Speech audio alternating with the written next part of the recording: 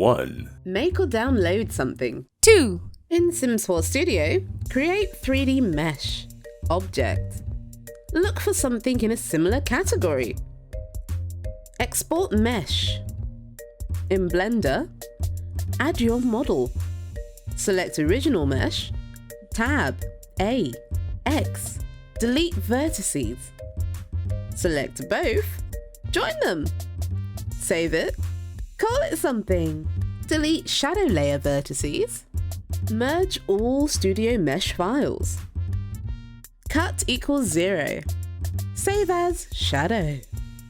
Re-import on all LOD and shadow LOD. 3. Customize it. Done. Decorative everything for everyone. For more Pixie tips, don't forget to subscribe.